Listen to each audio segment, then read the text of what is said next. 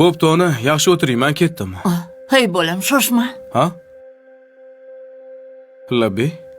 Ishga ketishingdan oldin menga $200 qarz berib ketgan.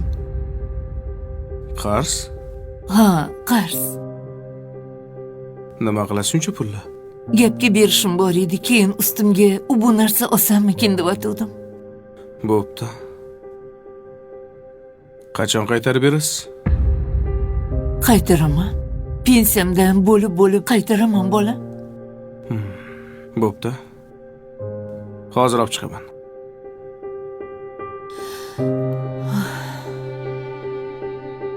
Xo'p.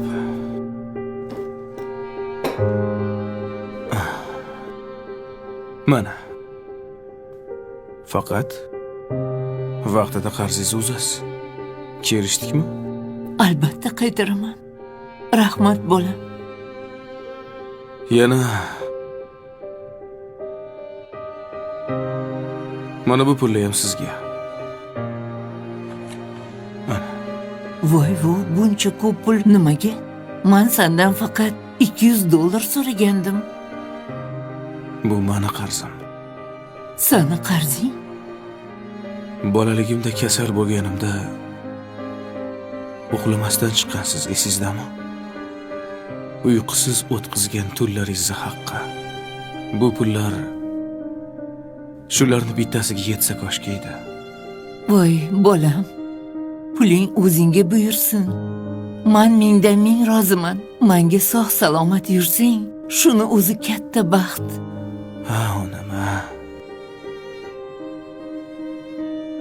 Meni yana bitta qarzim bor. Yana qanaqa qarz?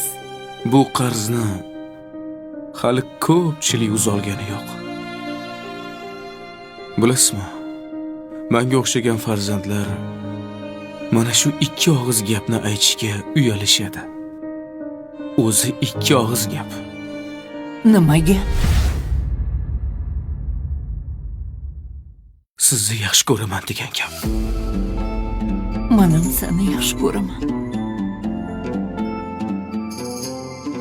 Onam, siz mendan qarz so'rab o'tiribsiz. Aslida haqiqiy qarzdor farzandlar emasmi? O'tinib so'rayman. Mana shu qarzlarimni bo'lib to'lagunimcha iltimos. Meni tashlab bu dunyoni tark etib qolmang.